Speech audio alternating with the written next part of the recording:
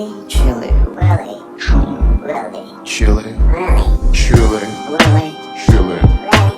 Chili. Really? Chili. Really? Chili. Really? Chili. Really? Chili. Chili? Really?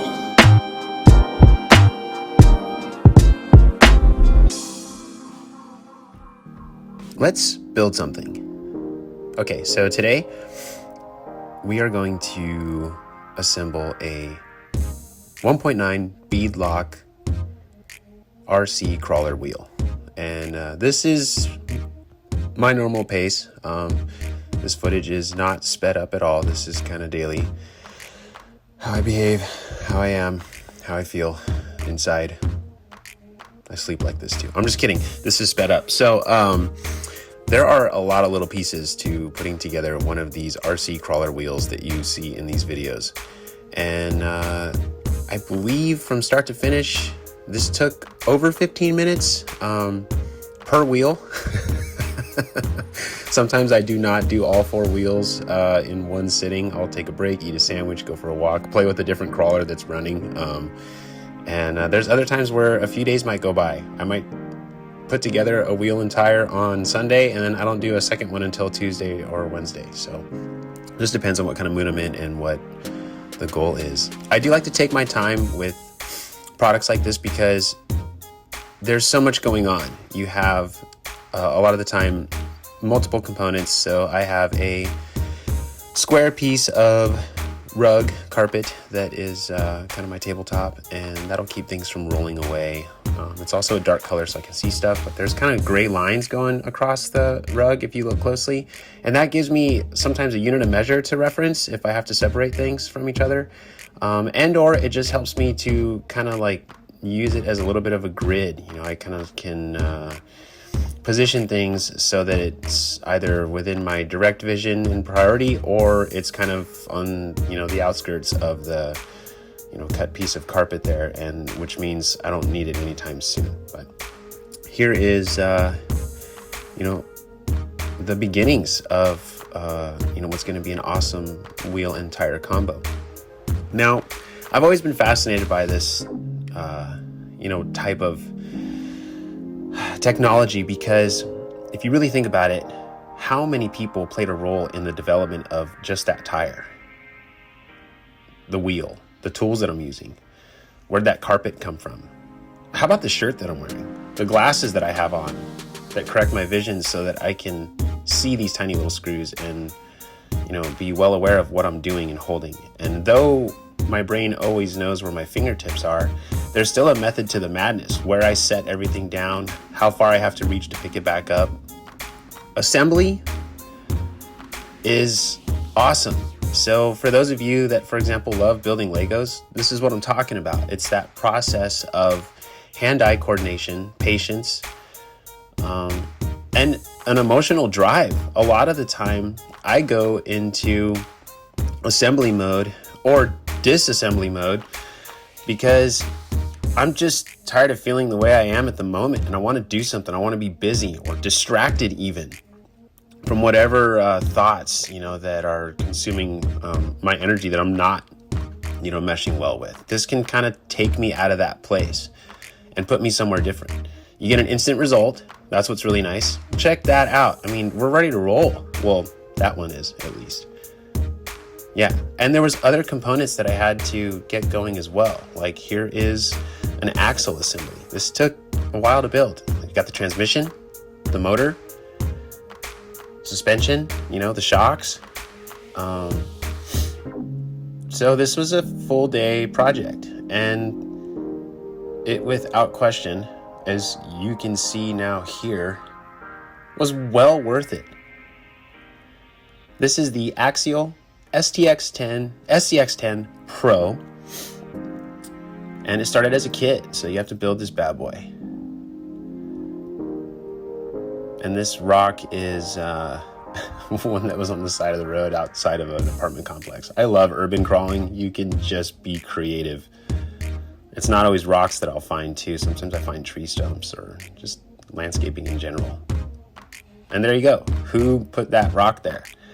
You know, a crew of, you know, I'm sure guys, or at least a couple of guys in some earth moving equipment, this boulder wasn't set down by hand, you know? Some work went into laying that gravel and that concrete to make that sidewalk. And thank you to all those who played a role, because I really had a good time crawling on this rock. And she's gonna stick. Oh, I love this crawler. Such a beast. Definitely a low belly setup. This one gets high centered over things all the time, but can just seriously put in perspective, you know, like gravity and physics in general. We'll back it up and take her back down here. So yeah, my point is, the message is, don't forget where things come from. You know, there's a lot of manufacturing to the process long before whatever it is you are looking to buy becomes a product that you can purchase. You know, this crawler has so many tiny little components to it that all came from some type of engineering department, and there's some architecture in there too. You know, some really cool lines and aesthetics that are non-algorithmic. A computer didn't necessarily generate everything that this crawler is made up of. A lot like this amazing, awesome line of hand-painted stones that I came across. Look at how cool this is. You know, who started this? And I love the fact that people just started contributing towards it, you know? No expectations. They committed to painting this rock, and that could go down in hundreds of different ways, you know? Someone could just be working on it gradually, like I do sometimes with assembling a crawler wheel. Or maybe an entire family was on a walk one day. You got mom, dad, brother, sister, the dog, and they came across this line and said, you know what, tonight after dinner, let's go all paint a rock and then bring it back tomorrow and play a role in this just cool way of expressing art. Think of the stories. They're limitless. Who was in what mood when they painted their stone and then decided that they were going to give it away? They gave it to us, to you, the viewer, to those who notice, who will find it and discover this side of someone, you know? There are so many. We will do a reverse pass here so that you can see me. Oh my gosh. Okay, I got to show you a close-up of this one. All right. Let's see. Let me get a better angle. This rock is amazing. You guys are going to trip out. Let's see. I'll try to get close to it and keep it in focus. Can you guys see that? It's like a little kind of dragon turtle head. Wow. Look at the creativity. Someone saw this rock and said, that's going to be a cool, like, you know, like tortoise head. And then look how they painted it. All right, let's see what else we can find. So yeah, there's the message. Everything comes from somewhere. It's not like a 3D printer makes everything. There are still awesome humans that work really difficult and tough jobs that probably don't pay them very well to craft, assemble, design, weld, cut. You know, and those are the things that we want to keep going so that you can enjoy spending your money on stuff that makes you feel something, you know? I kind of have a hard time with Teslas. I don't look at that car and go, wow, that thing just looks so sexy, I want one. And said no man ever about a Tesla. I think it's just kind of a thing that everyone's jumping into. But, you know, and then you look at something like the new Toyota Supra. That car looks like a daily driver version of a Batmobile, you know? There's lines to it. It's attractive in any color. What does that one say? Look at If these stones were, you know, made by a 3D printer and painted by a computer and a bot system, would they be this awesome? No, they would not. Not at all. And they're going to age here in the sun. You know, they're going to endure elements and rain, and we have monsoons out here in Arizona, so that's a ton of water. These actually might get kind of covered by dirt, and then hopefully someone comes by with a broom, and maybe I'll do it and just keeps that line looking good. So many. Hey, Batman. Cool stuff. Appreciate those who craft and honor those who create and design. Look at this park. I love parks. This is not too far from my place. I can usually get here in about 10-12 minutes, and no matter what time of day I get here, I just feel like it's always a really easy stop. There's some cool rocks over here that I can crawl on. There's an awesome basketball court, and it's kind of also one of those areas too where it's just never really congested. There's a big grass field and there's always bunnies out there. Well, let's see what we can do. Stretch the legs on this crawler here. Put these tires to work.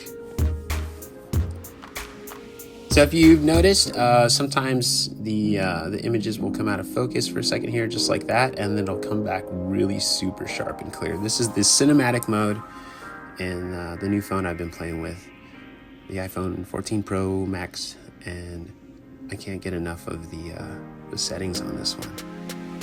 Look at that clarity. Bang. But same goes for, other things that require that non-algorithmic, super awesome human touch.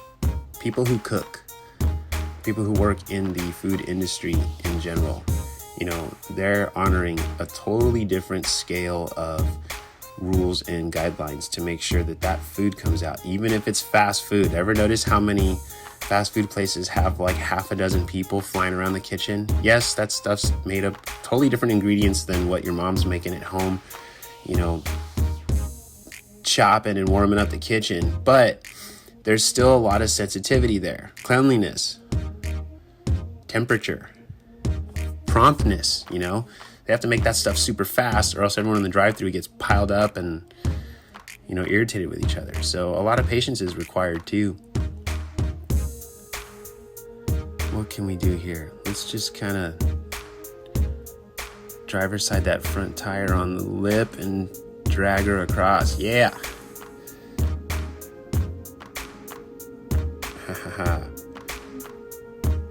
And one of my favorite things to admire out here in Arizona is we do have some really cool landscaping in shopping centers and plazas. We have a lot of really neat plants and cacti out here. There are so many different creative ways you can decorate a desert atmosphere. We don't have the luxury of just having grass everywhere to make things look so lush and playful.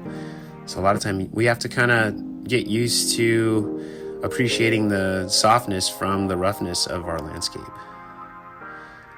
For example, walking around barefoot is just dangerous. Too many things to pick up, stick. Let's squeeze through this crowd. I'm gonna have to picture sideways to get through a little bit here. Let's see.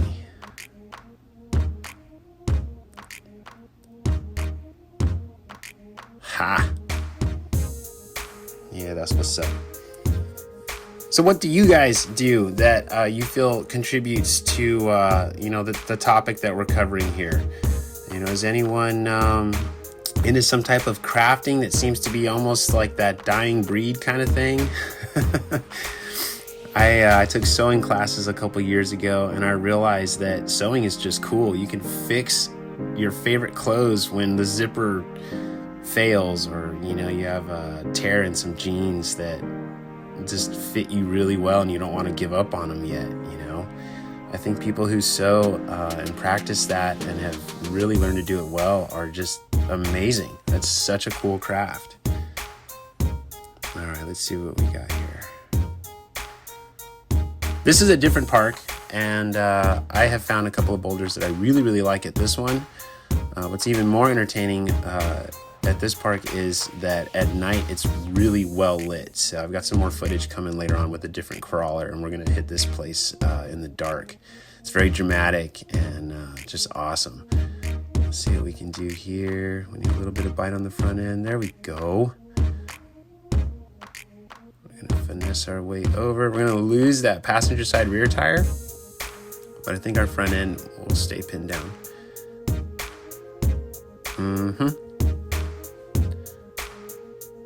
I like it.